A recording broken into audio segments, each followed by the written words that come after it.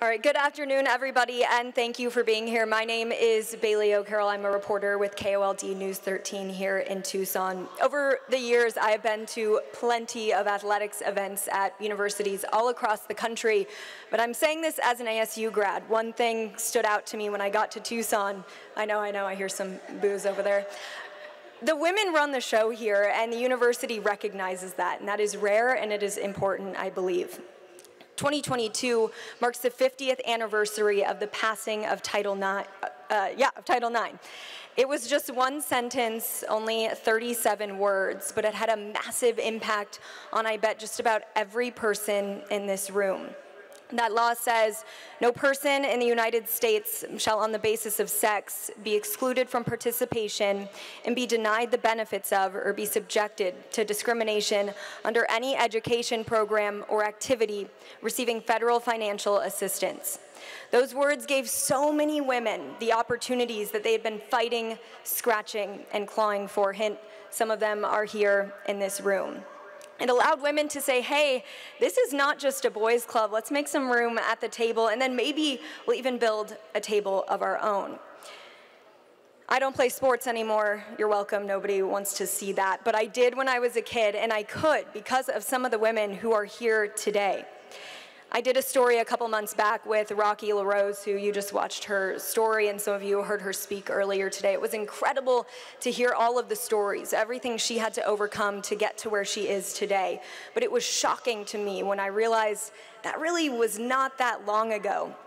About an hour after that conversation, I spoke with Sam Thomas, of course, a legend on the women's basketball team here. Now she's playing with the Phoenix Mercury. And she told me never once in her life did she ever have to think twice about doing anything, especially sports, given that she's a girl. I think that is the perfect example of just how far we have come, though we still have a bit of a ways to go. But today, that is about celebrating those battles won years ago. It's about learning firsthand from those who fought them, and about forging a strong path to the future as a team, together, both men and women, to make sure that girls, ages 4 to 104, do not have to fight for equality or to do what boys get to do. I also want to share with you some of the incredible things that have taken place here at the University of Arizona.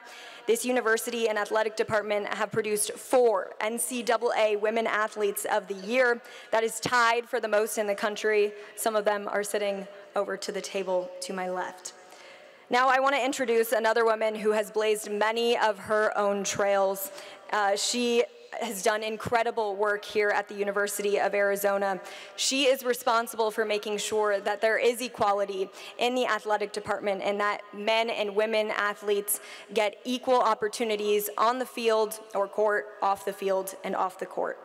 She oversees development and fundraising here at the university. Ladies and gentlemen, Erica Barnes.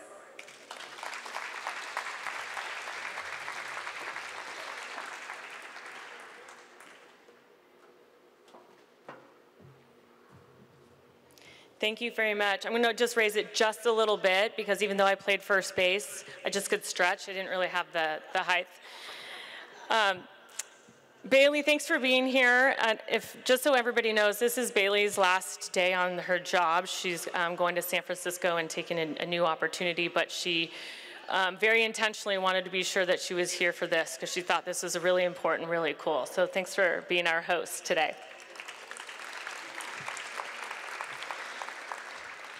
Rocky LaRose had the opportunity to talk earlier, and then she went, she had to leave to go to the airport because in her retirement life, she's doing really fun things. So that's another thing that she's trailblazing for me. I'm taking notes about her retirement one day, you know. But one of the things that was, I think, really important that I wanted to just emphasize today of the role of the senior woman administrator. You hear the SWA, some people call it the SWA, but there's always this confusion, even today when people write to me, they call it the Senior Woman's '(S) Administrator, and they assume that means that you oversee the women's sports. And I think it's important that people like Rocky, and when the two departments merged in the 80s, men's and women's athletics, that we were all one big family and we're all inclusive. And so all our responsibilities from an administrative standpoint is not separated between women and men. Overseeing all of our student support services is equally for both men and women. And Bailey mentioned me overseeing development, so I appreciate Dave Hickey giving me that opportunity, and I don't think it was that there's no gender purpose. It was an intentional of what's best for the organization. And our fundraising efforts, I think, is a really good example of, we fundraise with the intent of providing opportunities for all 500 of our student athletes, not certain sports by gender. So for example, when we built the Lowell Stevens football facility, a $72 million project, we pulled all things football out of McHale Center for the first time. And it really was the first time, even since, as Rocky mentioned this morning, when the women's teams were added into McHale Center, we all lived in this really big, awesome family. Coach Adia Barnes remembers when we were here, and Jenny Dalton we were all here in this big, happy family in this big circle. However, we started outgrowing ourselves. So besides just thinking about football, we thought about our fan amenities, we thought about our student athlete services, and we put Bear Down Kitchen, which is for all our student athletes. It's our buffet that we have nutrition for our student athletes. But what that also did was create space in McHale Center to improve locker rooms, coaches' offices, and facilities for all our other programs too. So while you first hear about it as football, it actually impacted everybody, because our next campaign was for the McHale Center, and we made their improvements to women's and men's locker rooms, and we moved coaches' offices there at one point, like in the third floor, kind of near where the popcorn's made, to now they get front window offices in McHale Center. So again, I think just thank you for being here today. It's been really neat. I can't wait to hear from the panelists. We appreciate everybody's support, again, of our entire athletics department. And I also get the pleasure of introducing our next speaker, our athletics director. As I mentioned earlier, him making decisions. I really appreciate his leadership in being sure that men's and women's sports are not only equitable, but have a wonderful experience. So please welcome Dave Hickey.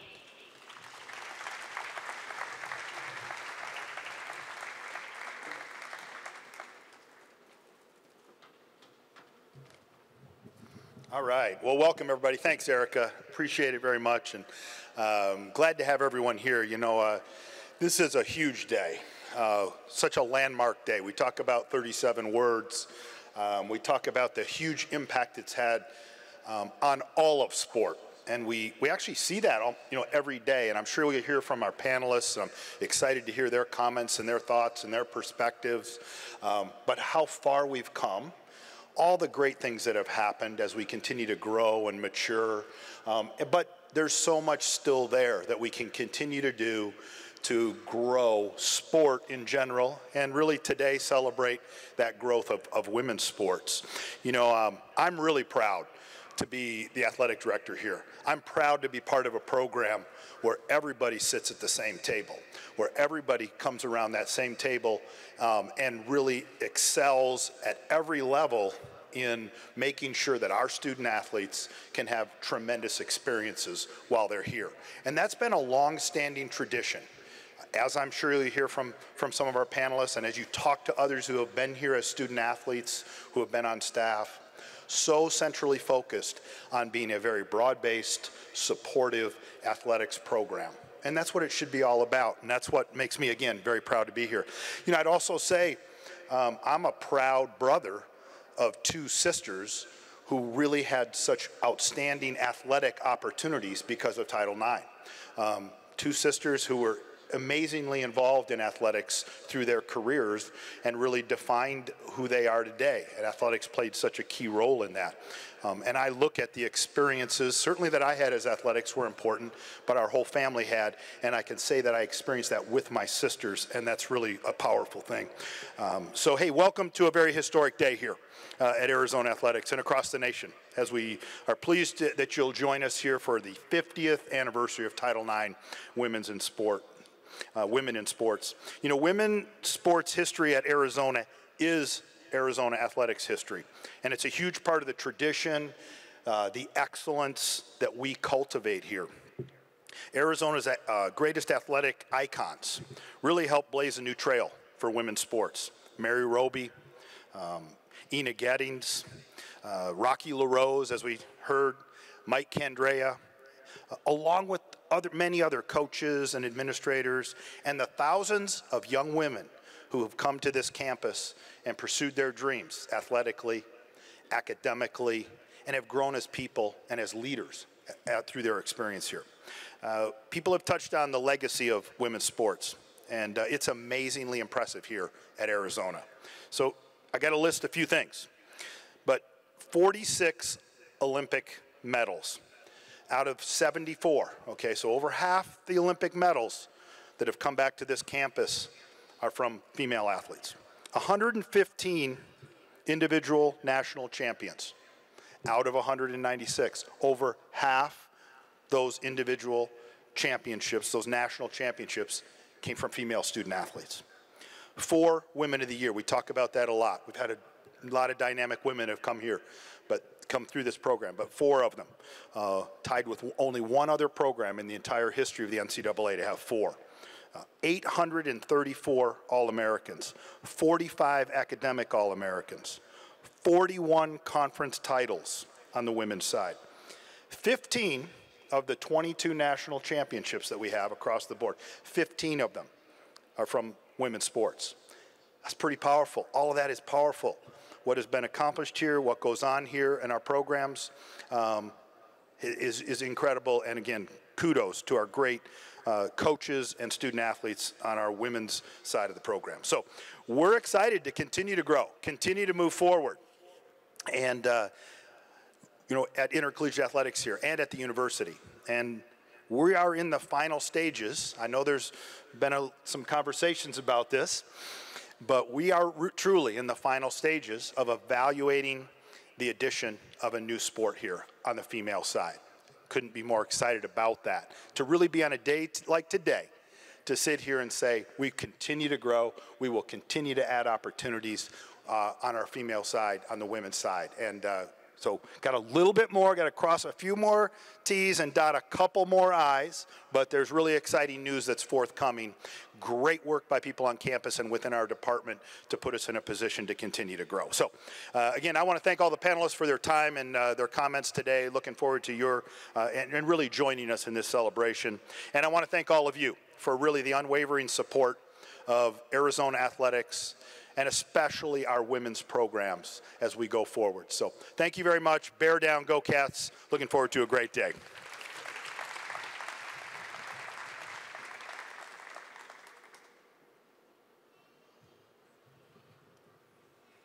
Lower this again. All right, now I want to introduce some of the incredible women who have been pioneers here on campus, and they've broke so many barriers down for many women here today. First up, she is the head women's basketball coach. Everybody knows her. Everybody loves her. She was a star on the basketball team when she was playing here, and she's the second winningest coach in Arizona history, Adia Barnes. No, I don't think so. All right, she's a softball legend. I'm pretty sure if she stepped onto a field right now, she might still be one of the most feared hitters ever. She holds the record for the most runs scored in a season, Jenny Dalton-Hill.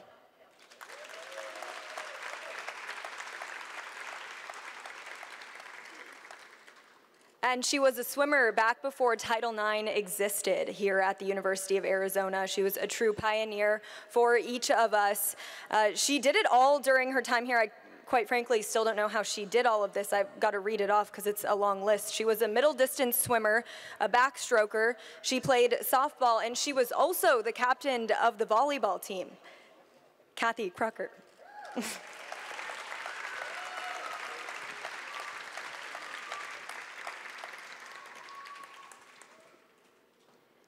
And she's fresh off of a trip to Oklahoma City.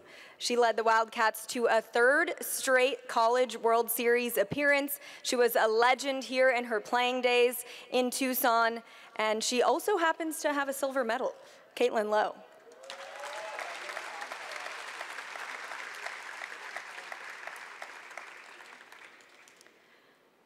And last but not least, she was the 2009 NCAA Woman of the Year. She won an individual and a team national championship here at the University of Arizona. She also took home a silver Olympic medal in 2008 at the Summer Olympic Games in Beijing. Lacey Niemeyer-John.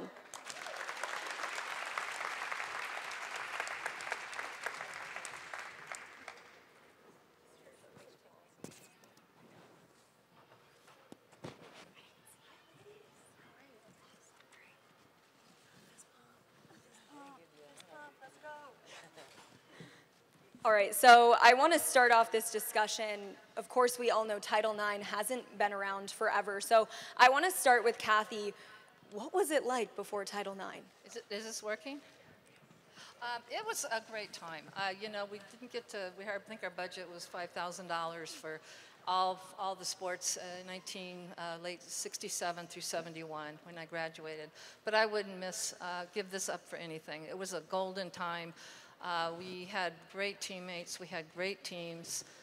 Sometimes I say we talk about the good old days, but they really were excellent days. I had great mentors. Some of them are in the audience now. Mary Hines, Irma Fitzroy, Debbie Summers, who I played with.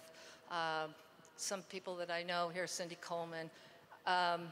We had great teams. We couldn't go to nationals in swimming or volleyball because we just didn't have the money, but we had car washes and bake sales, so we got to go to some regional events. But it was a magic time. We had great teammates, and we were pretty good. I think on our volleyball team, 4 of us are in the U of A Sports Hall of Fame. So we had some good times, and it was just, I wouldn't trade my 4 years at the U of A for anything, and it's an honor to be an Arizona Wildcat.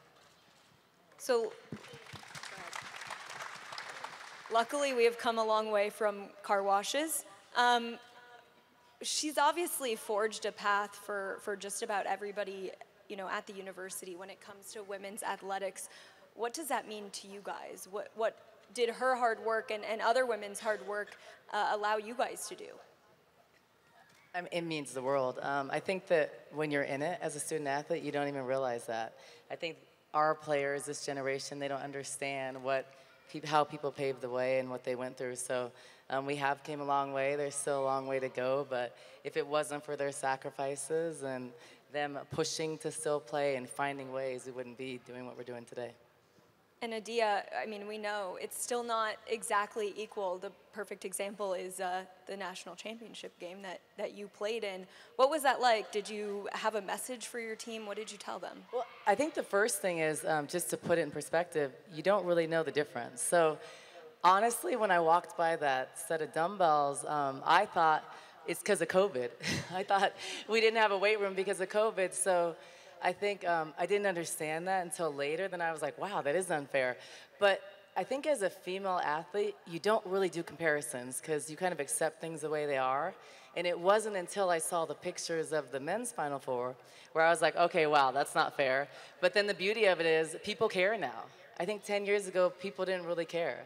I think how you saw a huge impact was you have Steph Curry, LeBron James, you know, Ray Allen, all these big NBA guys posting about it, and it became national news of the inequality. And the next day, it was fixed. The next day, the weight room was great. So if I would have known theirs looked like that, I would have tweeted about it myself too.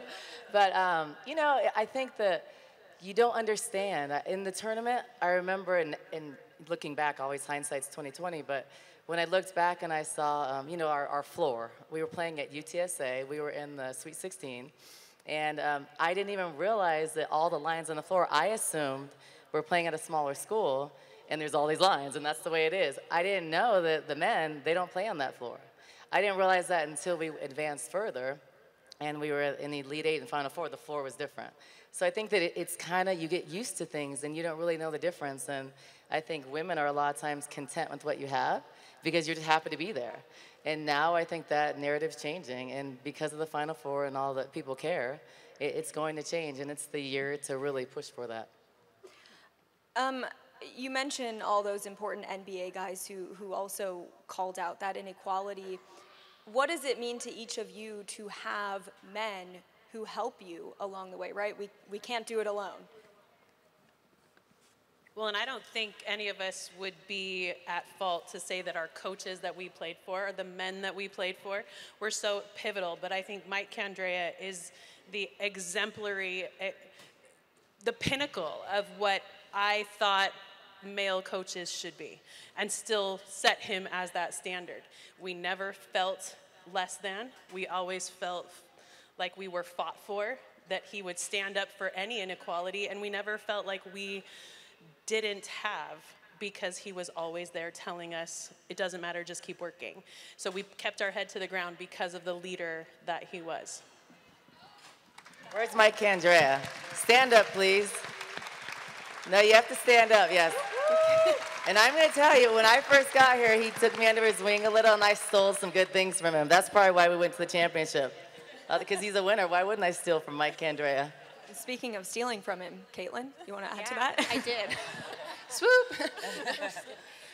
No, I was just going to add to what Jenny said. It's like we didn't know we were supposed to fight for ourselves until he pointed out, that we deserved so much more, that we deserved what the men were getting. And I think back to my childhood, and I was a baseball fan. I grew up watching the Yankees and the Dodgers, and I wanted to play center field on a baseball team. And then one day, my dad sat me down, and the Women's College World Series was on TV, only the championship game, and it was the great Mike Candrea in the third base coaching box, and Allison Johnson, and I sat there for 2 hours just glued to the TV and thought, man, I can do this, we can do this, and it was, that 2 hours was the motivation for my entire life, and it showed me that this wasn't a hobby or something that I'm doing just on a Saturday to have some fun. It was someone's life's work. And I think, when I learned that my passion could turn into a career, and, people like Rocky, people like Kathy, that just, absolutely pummeled through doors so that we could walk through that and not just have a great college career, but be able to coach and watch Jenny commentate on TV, and some people commentate for baseball. It's people like Coach Candrea and women that came before us that allowed us to do those things, and we just couldn't be more grateful. Anybody else want to add to that? Bailey, I'd like to just chime in there. I think one of the things I'm most grateful about, and during my time here at the University of Arizona, I was in a combined program, so I swam and trained right alongside with the men's team. And many of my best training partners were men. And there is no way that I would have made the strides that I made in my career if it wasn't for the men on my team who, pushed us, challenged us, and supported us. And, just like Coach Candrea, Coach Frank Bush also believed in elevating us not just as athletes, but as people. And he had a great philosophy that still stands true today of, the more we develop as people and as humans, swimming fast, doing well in the classroom, and in other assets of your life or facets of your life are going to come easier. And I think that's absolutely true. And so when we look at Title IX and the impact of Title IX, it helps all of us, right? Men and women, I think, competing together and getting better, not only as athletes, but as human beings. Speaking, this is kind of an overarching question, but I mentioned Sam earlier. She told me she never had to think twice about, if she could do something, whether it be in the classroom or play a sport, because she was a girl. Do you guys remember a time where you didn't have that thought? I do, but one of the things that the impact on Title IX, and I look at the young kids in the audience here, was the impact on high school and junior high sports. When I was coaching volleyball at Palo Verde, we had an 8-game schedule. We had to set up our own nets, our own gym. We had to get everything organized. And then eventually we had varsity, junior varsity, freshman volleyball. More sports were added. And so I look at young girls now in high school, middle school, that have volleyball, basketball, swimming, I think that's a big impact that we sometimes forget about below the college and university level. Well, and one thing I do remember, so when I was growing up, I had all boys that were friends. I guess we can't say the term tomboy, but that's what we used to refer to it as. I was a tomboy. So I used to ride skateboards with my friends, and I had a group of these boys that were my best friends. So they played basketball. There wasn't a girls' league. I was 10 years old. There was no girls' leagues, but there was a boys' league. I think I would have been directly affected if they wouldn't allow me to play. But I remember I was like, I want to play, and like I just thought I was one of the guys. I was like, I want to play with you guys. It wasn't a thought like I maybe can't play. I just knew there wasn't girls playing, but I always saw my girlfriends were playing with Barbie dolls, and I was shooting baskets and riding skateboards. So I didn't think back then there isn't an opportunity, so they got permission, and I was the only girl in the league. But I think that experience would have hurt me if I wouldn't have been allowed to play. So I don't really know what that would feel like. So played with them, and honestly, I can say my generation playing with boys extremely helped us. It made us tougher, stronger. We couldn't cry. There was times I wanted to cry. I couldn't cry in front of all the boys. And actually, when I was 10 years old, playing in that YMCA boys league, I was the best person because we grow taller, sooner than boys. So I was better, just for that fact. So it was fun. But yeah, when I think about it now, we didn't have AAU. It was just like, up and coming. And now all the resources that players like Sam have, they have leagues from when they're 3 years old. Like, we didn't have that, and girls weren't really, it wasn't the culture to do that. I was, like, different, so. Wow. Jenny, I know you played baseball. Do you want to share what that experience was like? Not softball, baseball. Well, and you'll hear a little bit more about it at the end, but my experience growing up, I went straight into softball. I didn't play baseball growing up. I played softball. That was what was available to me in Southern California. There was a great league. We played Little League. I didn't play travel. My family didn't have that kind of money. So baseball actually was an avenue that was open to me after college, and I took advantage of it because it was professional baseball. So I played pro baseball, which paid more than pro softball at the time. So the world opened up in a different way because I was breaking a barrier in a way that I didn't even know at the time. On the Colorado Silver Bullets, a professional baseball team that played all men's teams all around the country. And umpires were uncomfortable with us. Opponents hated when we got hits off of them. We would get thrown at if the player ahead of us had gotten a hit. There were so many things about that experience that opened my eyes to how many women had been not given the opportunities I had growing up. I was playing with women who wanted to play baseball from the time they were little and were told no, and then given an opportunity later on in their older years to be able to play the game that they love. That's the prime example that, of course, we still have a long way to go. What do you guys think? How do we continue to forge this path? Whoa, it's coming down the pipe. You're the woman of the year. It has to be you. Well, I think when we look at Title IX, and it's been interpreted and kind of instigated in different ways throughout the years, right? And it's taken a long time. I can't remember the coach that mentioned this, but it started in 1972, but there were still changes happening in the 80s and the 90s, right? And it's still evolving. And so when we look at where is the future, that evolution happened because people were willing to have tough conversations. And they were willing to look at the reality of what's happening, ask questions, and keep pushing forward. And when I think of the women prior to Title IX and the path that they paved, I remember helping with our Women's Legacy event that we did here at the U of A in 2011, Jill Hall, yeah. And I helped with the fashion show. My mom here, she also helped. She made some of the replicated uniforms. And during that experience, I was able to talk with some of the former athletes, and I asked them, okay, what was the experience like? And I will never forget a conversation with a gymnast from the 1960s. Well, she played multiple sports, but her favorite sport was gymnastics. And she told me about when she made the team, she got a packet. And the packet, had her training schedule, competition schedule, team rules, and in the back was a pattern that she had to go buy the fabric and make her own uniform. I about dropped the phone because we just rolled up to the equipment office and we just got a nice big bag of free gear. And so when I think of where we need to go, we also need to remember how far we've come and the gratitude that we need to have for these opportunities. And with gratitude creates more opportunities, right? And how do we keep that positive energy going and not look at, what's always not available, but also being grateful for what is available, and how do we keep that moving forward? There's a lot of young kids, or there are some back there, playing sports.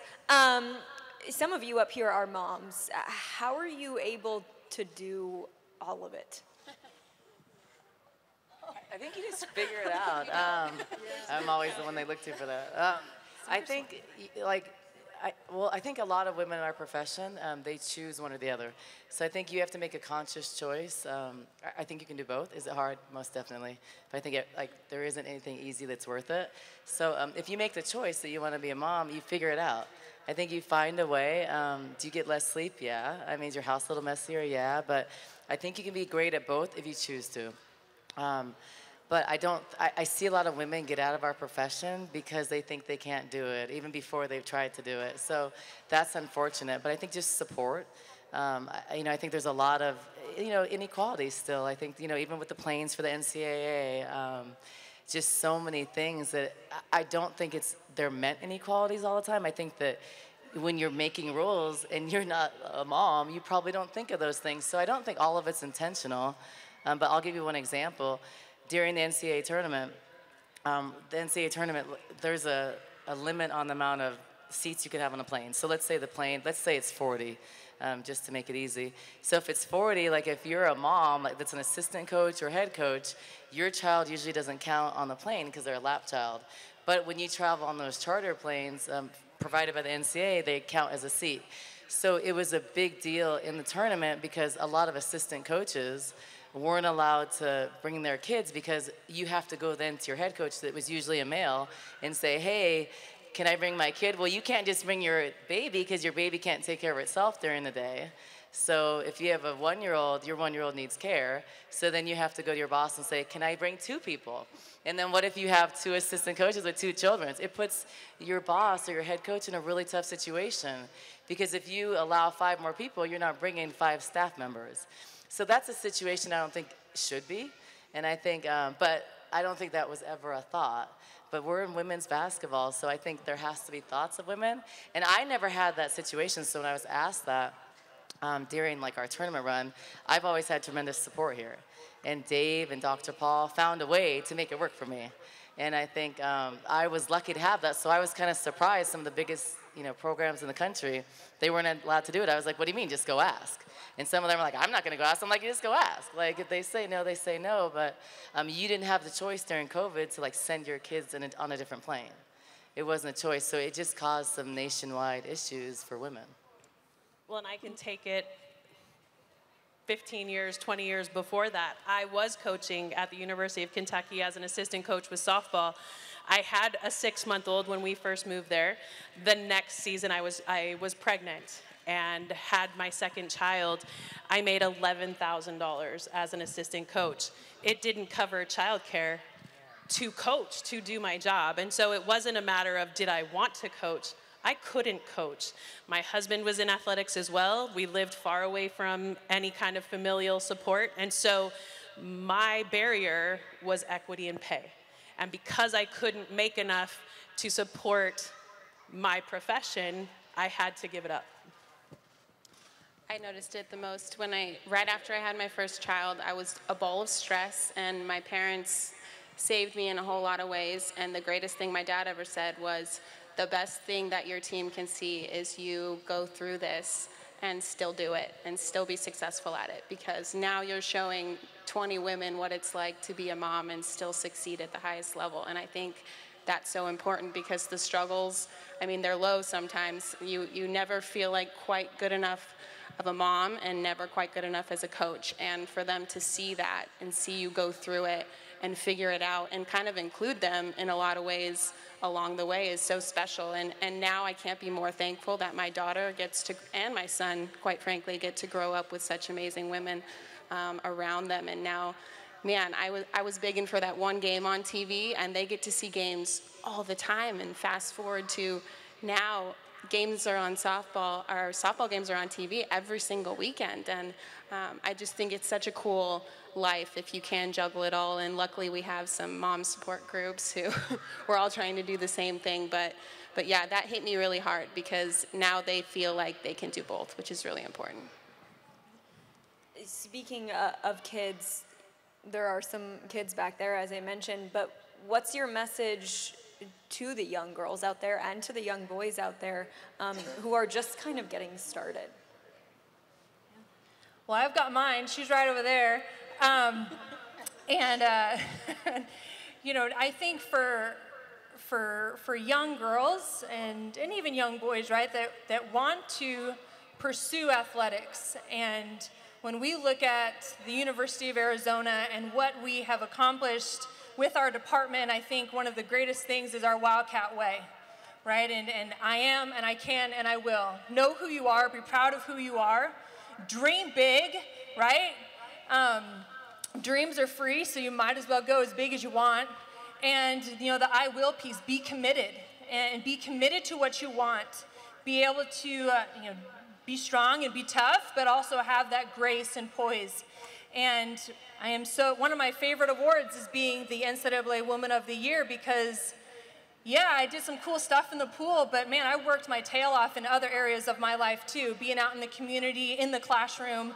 And so knowing that I am multifaceted because of sports, sports taught you how to win in life, not just in the competitive arena.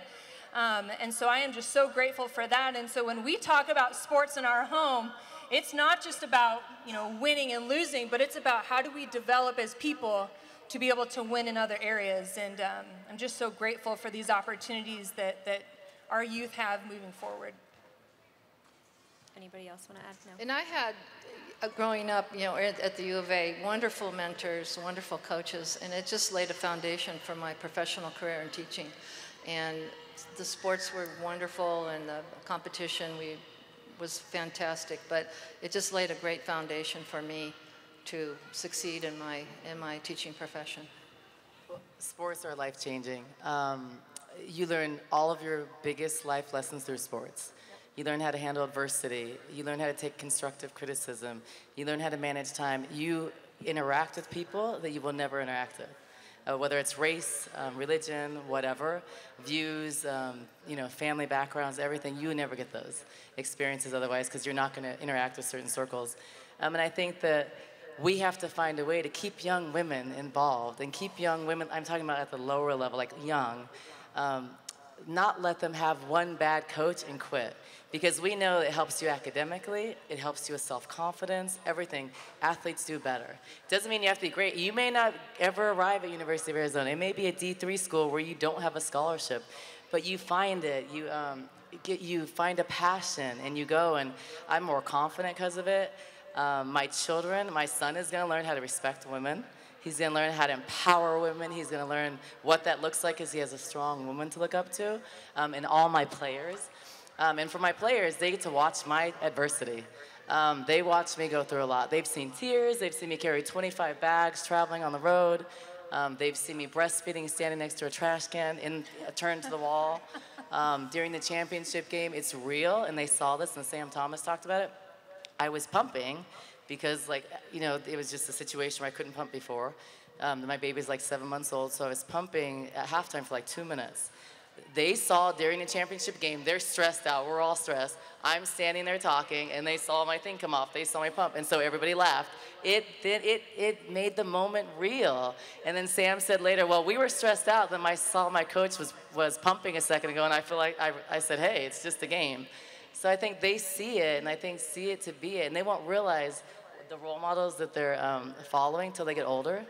And it's powerful, and what we do is powerful. The voice we have, the changes, it's powerful. And I think that we have to educate our student athletes. They don't understand what it is. They don't know what she went through. If she didn't go through what she went through, I wouldn't be where I am. Our kids have no idea what it is. If you asked half of the student athletes what Title IX is, what it means, they don't know. So it's our jobs to educate them, teach them, and then they have to understand that. And then when you understand what came before you, you have the power and you can empower other people.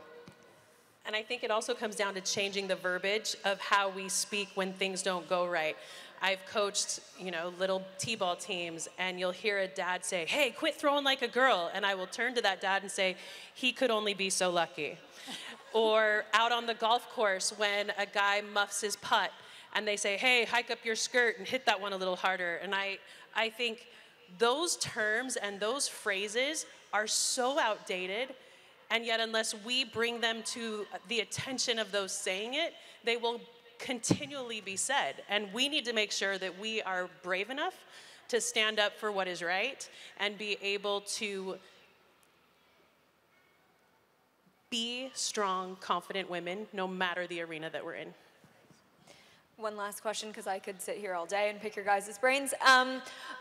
When you reflect on Title IX, and obviously sport has made a massive impact on each of your lives, what has it done when you kind of sit back and think about that? How different would your lives be if Title IX never came about? Well, I wouldn't be sitting here today. I would probably be working. What were we supposed to do? We're nurses or something? We're supposed to be nurses. I think we were supposed to be. Or a housewife or something. First of all, I'd never be a housewife because being a housewife is the hardest job in the world. You don't realize that till you have a kid. You're like, oh, how can she stay home and take care of kids?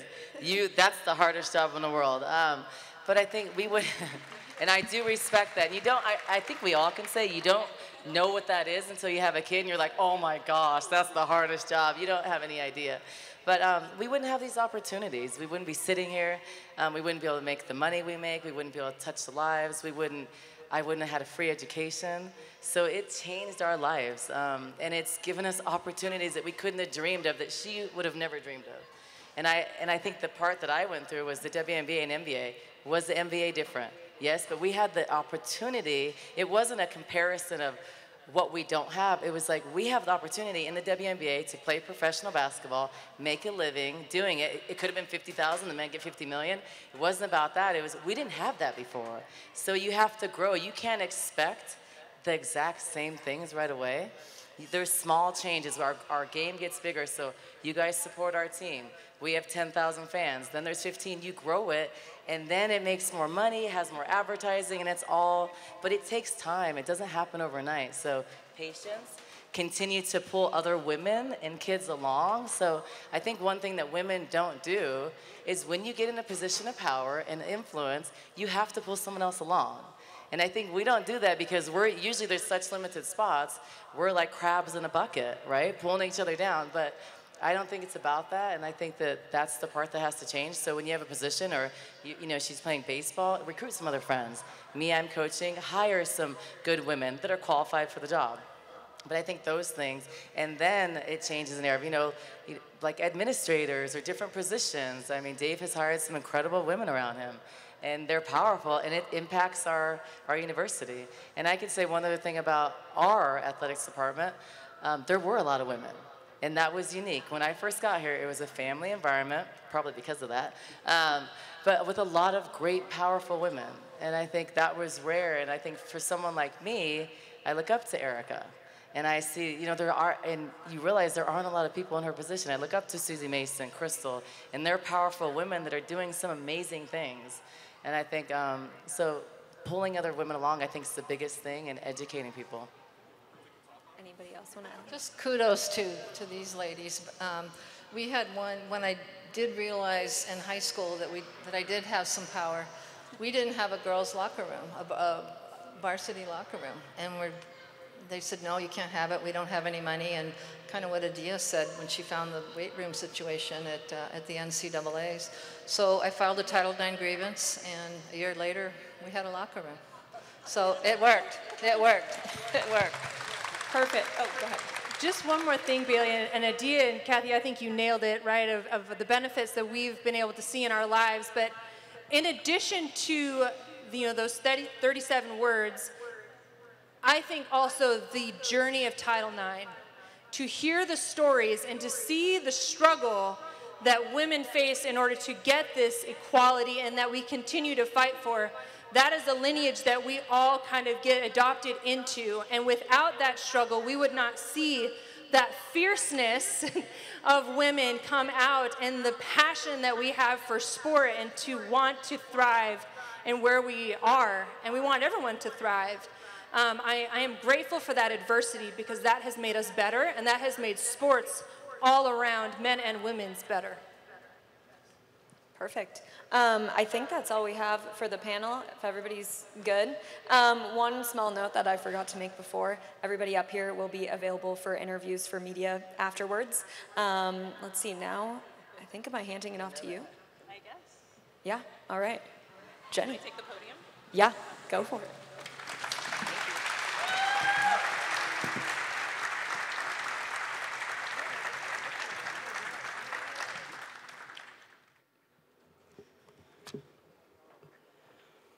Thank you, Bailey, for leading that and for helping us have a voice. I think that's a big thing.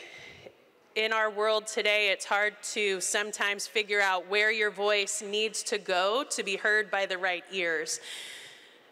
A lot of people have already mentioned 37 words. That's how long the Title IX amendment was, 37 words. But there's one key word in that sentence that was not in the original draft, and that word was activity. Had that word not been input at the later stages, athletics would not have been affected. So that one word, activity, changes all of our lives. It changes the panel, it changes me, and it changes absolutely everyone in this room, not just the women that sit in our midst, but the men as well. Without that one singular word, the law would have only affected women's educational and training opportunities in school. But with the inclusion of that word, it has opened up the landscape of fields, courts, tracks, pools, gymnasiums, and arenas across the country. And they are open to us all. My playing career at the University of Arizona ended in 1996. But without that and the success that I had on the field, doors would not have been open for me decades down the road. Now, as an ESPN commentator, I'm in awe of the changes that our country has seen in the past 50 years. But how has it taken 50 years? Last season, I was calling a softball game at the University of Missouri. The head coach, Larissa Anderson, and I are pretty good friends. And before we call a game, we interview the coaches. We talk about pitchers and fielders and hitters and try to get the lay of the land before we head into call a series. But I also ask about what promotions do you have coming up this weekend? Because if the game gets slow or there's a blowout on one end, we need things to talk about. And so this one weekend, Larissa Anderson shared with me that they were having an event called If She Can See It, She Can Be It. And I will tell you that that Saturday afternoon had a profound effect upon me. How simple and yet how great that one little phrase is. I never knew that I could be on TV calling softball games or talking about sports because when I was growing up, it was baseball in my house and the Olympics. And so I saw gymnasts. I am not built like that. There were runners, again, not built like that. And so it came down to I couldn't see anyone doing what I was doing at the time. And so I didn't think there was a future in it. But let's take a step back to 1971, the year before Title IX was enacted. Everybody looks at 1972, June 23rd, today, 50 years ago, and thinks that's when it all changed. But it was met with so much resistance. Nobody likes change. Athletic departments, high schools, middle schools, little leagues didn't like change. And so in 1971, 1972, even into the 80s, you were still facing those roadblocks that prevented women, young girls, from being able to play. My mom grew up in that era, the era where she couldn't do or play sports. In high school, she wanted to play basketball, but she was only allowed to play women at her school or girls at her school, and she couldn't play full court because that was too hard, right? So full court basketball, definitely difficult. But my mom grew up in that era. She shared those struggles with me, but I didn't understand what she was saying at the time. And so when I was growing up, my mom signed me up for every activity. Tap dance was short-lived. But by the time I was 8 years old, I had played soccer, gymnastics, tennis, swim, basketball, and softball. In elementary school, I ran faster than the boys, I kicked higher than the boys, I threw farther than the boys, and I played everything as aggressively as I could. There was no slow down in my book. And my mom made sure that I had every opportunity to be me. My dad was the PE teacher and athletic director at the high school in town. During the summer, he would hold a sports camp for all kids in town to supplement his teaching salary. It was 5 individual weeks of skills, games, and competitions, and at the end of every week, there would be a champion crowned in each age group and in each gender. The first year of sports camp, I won all 5 weeks of my age and gender. The next year, my dad pulled me into his office and he said, okay, Jenny, I run the camp and I can't give you the trophy every week. I was not okay with that answer. So he put me in the boys group of my age. The first 3 weeks, I had won every competition and the camper of the week. My dad said, Jenny, we need to talk. I can't give you the trophy every week. I was not okay with that answer. So he moved me up an age group and kept me with the boys. And I won again. He pulled me back into the office. I said, I'm getting the trophy. And he said, okay, I'm moving you up 2 age groups for the last week of camp that year. I won some skills competitions, but I didn't win the overall, and I was so mad. He pulled me into his office, and he explained that my athleticism was a gift. And that I needed to always challenge myself and push myself to be the best, no matter who I was up against. My dad helped me learn what it meant to compete. By middle school, I was singled out by PE teachers to always be on the boys' teams. And middle school's such an awkward time anyway, right? So my 8th grade teacher, Mr. Oliver, had overheard some of the boys making fun of me after I had beat them. And he asked me to come into his office. What is it about going into the office?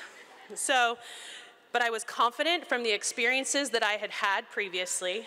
And when he pulled me into the office, he said, hey, I hear that some of the guys are making fun of you. And I said, oh, I've heard them. But they were also the same boys I had beat back in sports camp when I was 8 years old. So what did it matter, right? But most of the people in my life were worried how that teasing was going to affect me. My teachers, my coaches, and other parents were worried about what that taunting would do. He said, Mr. Oliver said when he pulled me in, I don't want you to change how you play or stop being athletic. Don't let the opinions and the insecurity of others change how you compete. Don't listen to him. I was grateful for his words, but more importantly, I was grateful for his support. That summer, I was invited to attend a hitting lesson with one of my friends. We grew up in a single income home. My dad was a teacher. We didn't have a lot of money, so individual lessons or individual training was not an opportunity that my family could afford. But one of my friends took lessons, and she invited me to one of her hitting lessons to go with her. I said, sure, I'd love to come. So after sitting at her lesson for over an hour, the coach that was giving the lesson felt terrible that I had been sitting there, and she said, do you want to hit? And I was 15 at the time. I said, okay, sure. I had played Little League softball. That was my experience. I grabbed my friend's bat, I went into the cage, I hit, I went through her skill set, and she said, can I have your parents' phone number? And I said, sure, and I gave her the number, fully expecting her to call my dad and say, I would love to offer her lessons and make her better. And I knew that wasn't gonna work because there was no money in the budget. Well, later that night, my dad took the phone call from this coach, and she wasn't asking me to take lessons. She was asking me to join her women's open team because they needed another hitter and another middle infielder for women's nationals. Now, mind you, women's nationals, women's open is 19 and over. And I didn't know what that meant. So my dad asked if I wanted to do it, and the answer was yes. I had no idea what I was getting myself into. We loaded up the car a week later, and we went to Orange County to play a couple of games so I could meet my teammates and get ready to play in the nationals. This team was full of names and faces that in today's world, I would have been in awe of. But at the time, no social media, no TV coverage, and these amazing women just became my peers. On this team was the reigning NCAA home run champion, the single season record holder, Yvonne Gutierrez. She played at UCLA, but we won't hold it against her. So the women on this team opened their arms to a 15-year-old. When I got my cleats out of my bag, they were molded like plastic cleats because that's what you played with when you were 15. And they were all playing in metal spikes. Yvonne leaned over and she said, "Hey, I've got a pair of cleats in my bag. Just go get it out and you can wear those today." So I went. I didn't even ask what size they were. I was like, okay. And I went and ran, grabbed, put them on. They were 3 sizes too big, but I didn't say boo. It was my turn to hit. I go try to get up to the plate. I literally tripped the whole way because the spike is supposed to be under your front toe and the shoes were too long. I stretched a stand-up double into barely a single because I could not run to first base and the whole dugout was laughing. But what I learned in that moment was Yvonne was trying to help me even if she did have big feet, but literally was showing me I had big shoes to fill. The next weekend was nationals, and I roomed with a player. She was a left-handed pitcher, and she told me she pitched for Cal. I didn't know that was a school, so I was so naive. Her name was Michelle Granger. She pitched harder than any player I had ever been around. She would ultimately go on to make the first Olympic team in 1996. In that hotel room, after games, she would tell me what they did, how they trained. She explained that there were opportunities to get scholarships to play softball in college. She filled my head with ideas and dreams. Before one of our games, we were warming up in the outfield, just hitting and shagging balls, and one of the players came up to me. Her name was Susie Lady, and she said, "You know, my coach would really love your swing." I said, "Who's your coach?" She said, "Mike Candrea." Gosh, I can't even say his stupid name without crying. And all of a sudden, I wanted to meet that guy. These 4 people, Mr. Oliver and these athletes on this team, became such an important part of my story. Not only did they cheer me on, but they encouraged me, they supported me, they challenged me in an unfamiliar arena. They were advocates. And the experience of that Women's Open Nationals opened the door for me to play on travel teams that would ultimately give me a chance to play internationally, be seen by college coaches, be seen by USA Softball. That team allowed me to play, be seen, and find my way to my Wildcat home. But nothing could prepare me for the struggles athletically that I would face while at Arizona. I didn't think I could play at this level. I didn't think I fit in. I was crying so hard as I admitted to Coach Candrea as I sat in his office that I thought he made a mistake. In that freshman year, I sat in his office and cried like this. Okay, harder. But he laughed out loud in my face and told me I would lead this team to national championships. And I thought he was crazy. But one thing that Coach Candrea was so good at was pushing us to be our best. Not once in my time at Arizona did I feel like I could sit back and rest on yesterday's preparation. There was always work to be done, always a swing to take, always a ground ball to get better. There was always plenty of running. That was the thing that had plenty of. But if Coach asked us to do it, we didn't ask. We just went right to work. The head strength and conditioning coach at the University of Arizona at the time was Meg Richie. Meg was the first female strength and conditioning coach of any Division I program in the country. In that weight room, we worked hard. Coach believed in taking care of the little things. We could never end a drill unless it was right. We worked until we became comfortable, and then he increased the intensity. Because of his belief and his willingness to prepare us in every single way, we were the most dominant college softball program in the 90s, and I truly believe had the most prolific team in NCAA history in 1994. Yes, better than the Oklahoma Sooners. We were the first collegiate program to hit 100 home runs as a team in a single season. Coach Candrea taught us to be tenacious. We never stopped working, and he always made us better.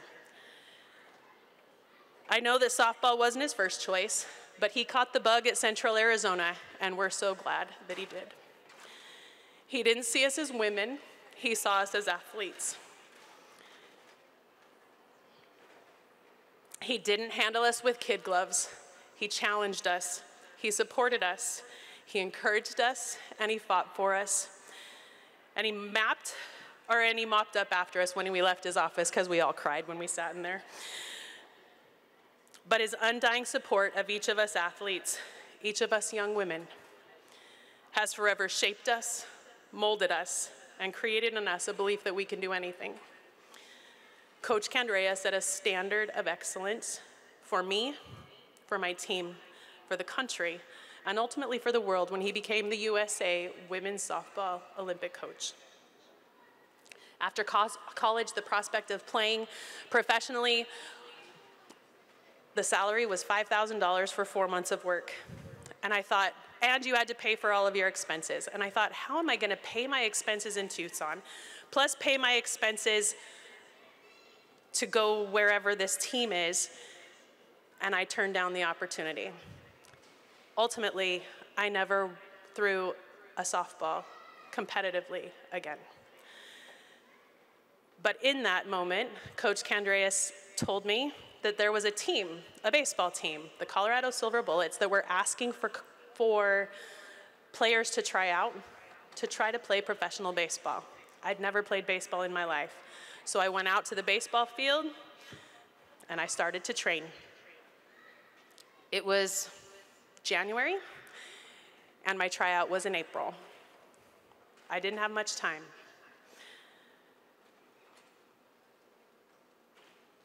I made the team. We traveled the country.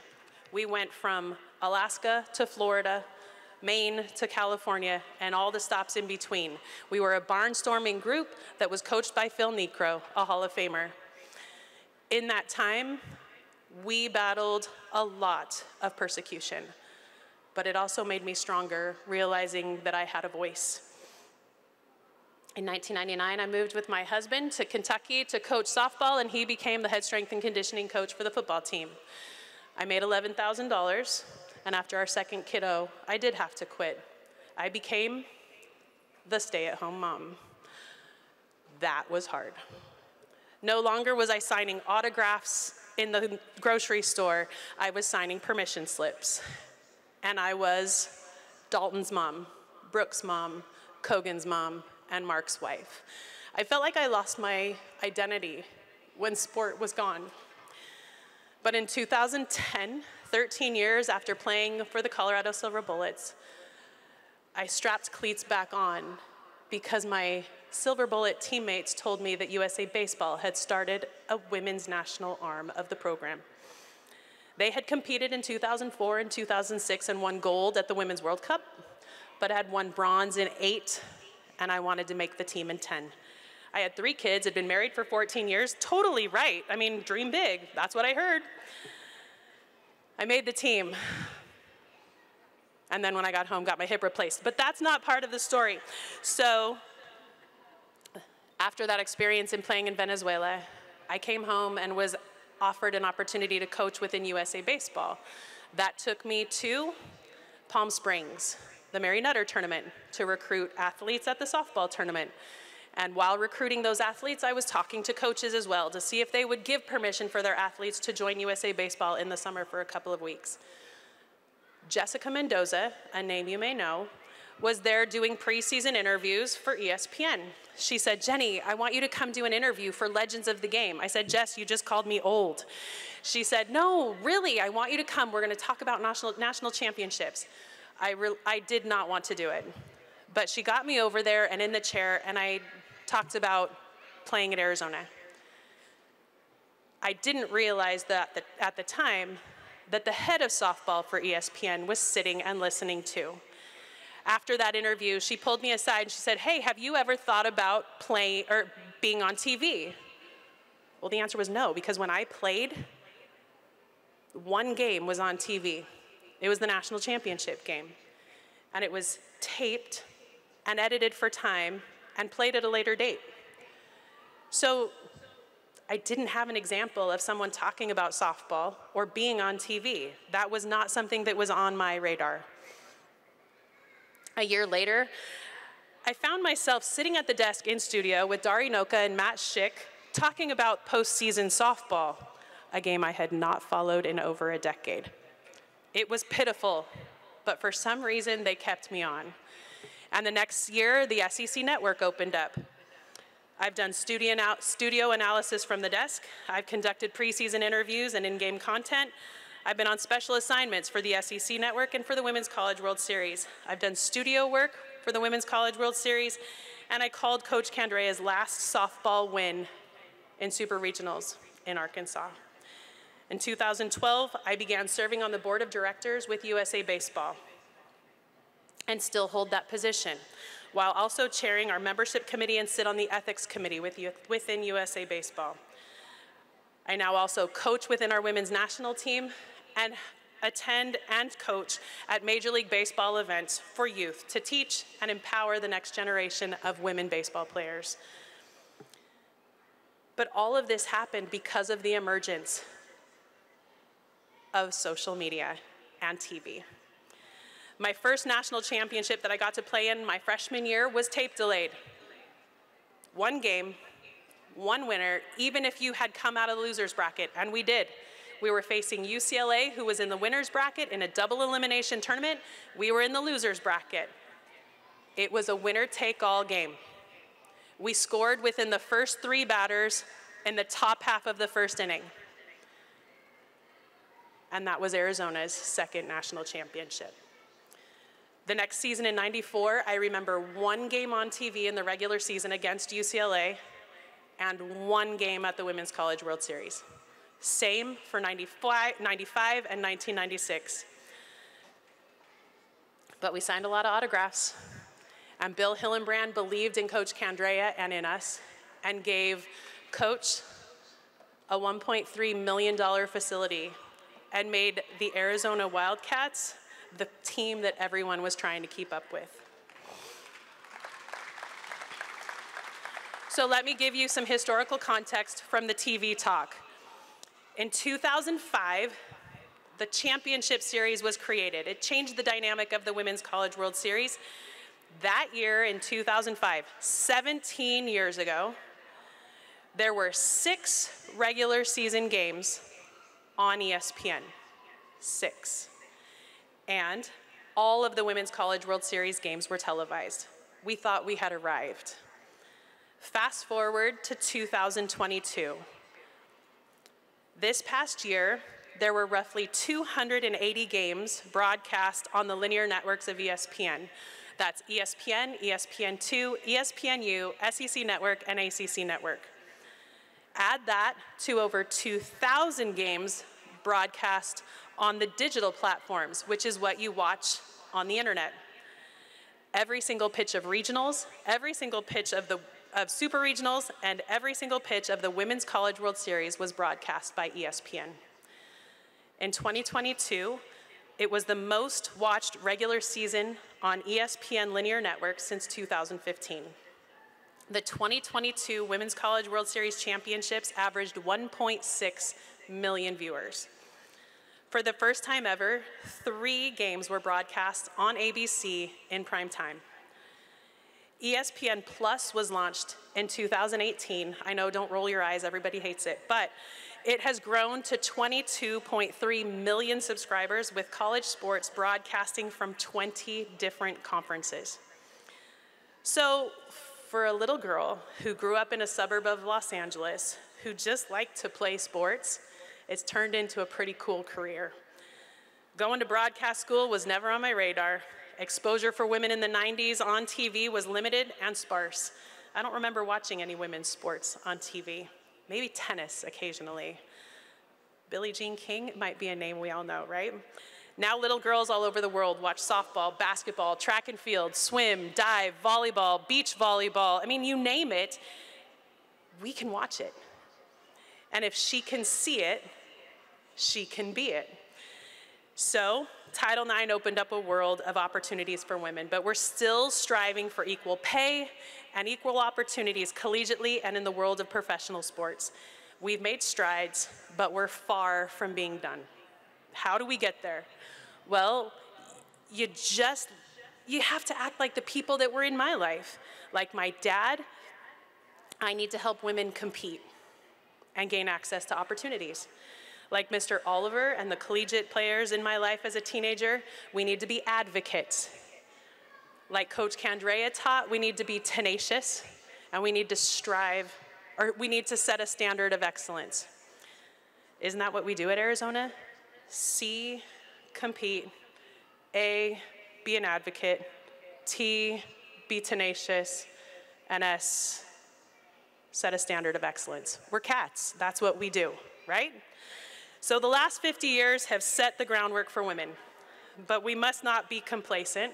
We need to push to gain equality in all areas. How do you do it? The dollar talks. Pay to watch women's sports. Go out of your way to turn the TV on to a women's broadcast. Travel to support women's teams. Buy women's sports gear. I can't tell you how cool it is to show up at a game and see grown men wearing female jerseys at the Women's College World Series. We've definitely made some strides. Title IX gave us opportunities to participate, but now it's time to find equity in pay for athletes and coaches. Together we make a difference. Compete, advocate, be tenacious, and set a standard of excellence and hold others to it. I'm grateful to have seen the advancement of women's athletics this far, but we're not done. We still have a ways to go. Title IX gave me the opportunity to be a forever Wildcat and be a voice for women. But regardless of your age, regardless of your profession, stand up for what's right. Empower this generation of young girls that will see women without boundaries, and bear down, Arizona.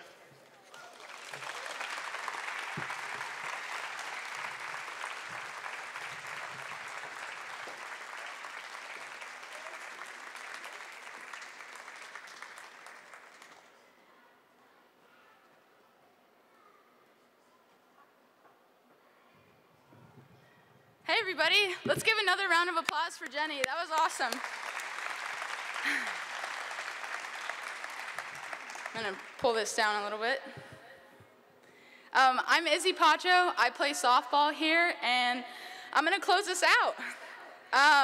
Thank you to Jenny for coming and speaking to all of us.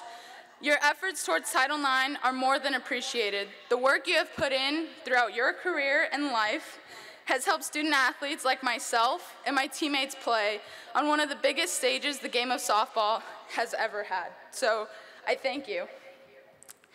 In 50 years, we have come a long way, but there is still so much more room to grow and get better.